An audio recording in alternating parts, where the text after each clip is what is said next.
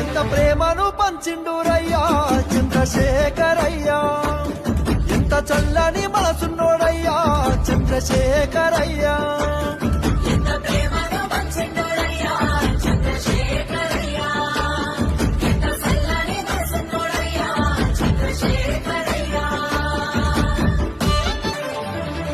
ఎవ్వాలు అడిగిండ్రు ఆయను పదవులు వదిలేసి రారమ్మని,